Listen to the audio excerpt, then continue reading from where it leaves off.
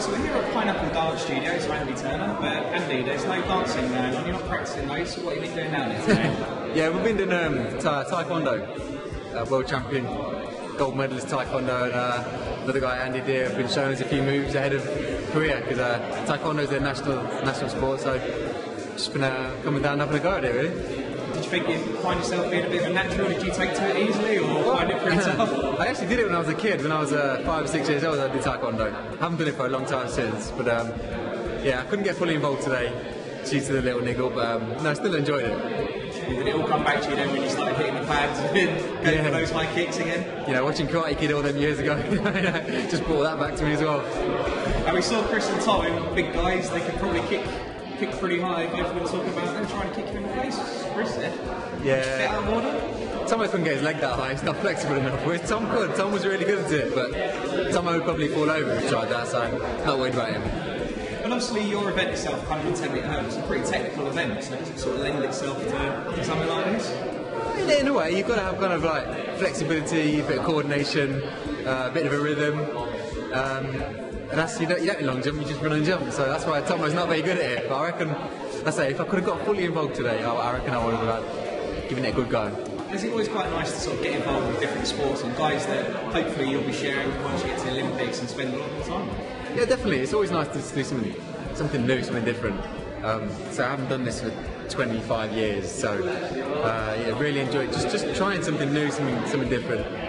I already knew Sarah Stevenson from Question Sport. Yeah, I already knew her before, but yeah, just coming down and trying out their sports, something different. I love doing that. And so it's been quite nice to sort of get away, because obviously the World Championships are fast approaching, so quite nice to sort of take your mind off it and then just enjoy yourself for an afternoon. Well, yeah, definitely. You know, the World Championships are looming just around the corner. Yeah, so yeah, anything to take your mind off it is a welcome break from training. Well, obviously the World Championships it's your main focus now. It's a very competitive field as well, the 110 metre hurdles this year, but are you feeling confident heading into the World Championships? I am, even though Crystal Palace didn't go to plan. A little groin niggle that I didn't think would be a problem was more of a problem than I thought. I think once that's gone, then, as long as I can get to Daegu in one piece, just get 10, 12 days quality training in, I still think I can run a personal best.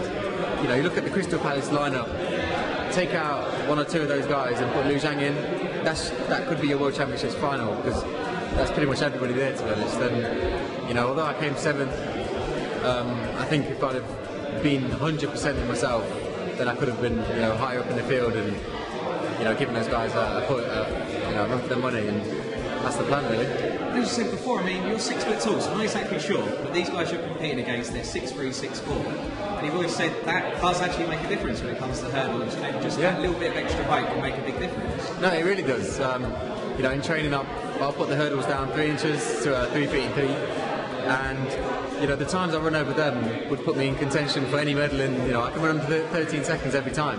But those extra 3 inches just make a big difference. So somebody who's 6'4", 6'3", it's just physics. They're going to get down over the hurdle quicker than me. So I have to, kind of adjust my body to get over the hurdle as efficiently as possible. And it just takes a bit longer than those guys. And although my flat speed is quicker, you've got to kind of put the two together. And that's what we're working on right now, just to try and speed it all up. Like I said, you're constantly improving your PB, it's always coming down. Do you feel as though you're catching the likes of Zhang, Oliver and regulars? Yeah, I've run a personal best this year. Obviously those guys can, on their day, have run 12.8. I'm not there. I'm just trying to close that gap as much as possible. And I do feel things are getting better. In hurdles as well, it's not about necessarily who's the fastest runner, it's about who controls the nerve the best. And you get in a final in Daegu, all the pressure is going to be on Liu Zhang, David Robles and David Oliver. Anything can happen. And you mentioned David Oliver there, you actually train alongside him, do you? Yeah, I've trained alongside David. I've been to Florida a few times. Possibly going to go over there later on this year to train with him again. Get on really well with him and his coach. He's got a quality group. Obviously he's one of the best hurdlers in history. We get a lot off each other. He's a better hurdler, I'm a faster sprinter. But he's just a top bloke and have a good laugh. So do you get quite competitive with each other then, whether it comes to a straight sprint, flat sprint? Yeah, he will never race me on a sprint.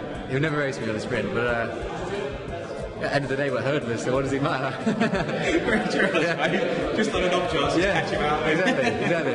And they said the World Championships obviously a big focus, but the Olympics is less than a year away. But do you feel as though the World Championships, if you perform well there, it's going to give you a big boost, and it will get you on the radar as well when the Olympics comes around? Yeah, it's a good stepping stone to the World Champs, to Olympics, sorry. Yeah, I mean, what can you say? I mean, it's a year away now, or less than a year away to the Olympics. I think if you do well at these World Champs, the confidence is going to give you pushing on to next year, and to the Olympics it's going to be. It's something that benefited me last year. The gold medals that I won, I think, is the reason why I've managed to run a personal best this year and just run consistently faster than I have done. You need to be a confident athlete. If you're not, then you're going to give it up straight away on the start line. You've got to believe in yourself and believe in your ability. And I think now, last year, that's what I do believe in myself. And if I do well this year, then I'll be a confident athlete. There's also that confidence really matters, and especially when you've got the pressure of being at home and in front of a really expectant crowd. If you can go into that confident on the back of a good performance at World Championships, then really in contention for medaling. Yeah, definitely. The home crowd factor is going to be a massive help. You'd be surprised that when you're on the start line and you get the biggest cheer because of your home fans. That to me gives me an extra 20%, and that's what I'm most excited about the next year. Is just a fully packed stadium cheering for the home athletes. It's going to be an amazing event, and just thinking about it kind of gives me shivers. Have you seen the stadium yet, by the way? Have you been around there to have a look? Nope, I've seen it from the outside. I don't want to go inside. I just want to leave it until the day, keep it fresh. So when I walk out there on a day, I'm like... Be blown away, mate. Yeah, just be blown away. And I think... that's how I want to play next year.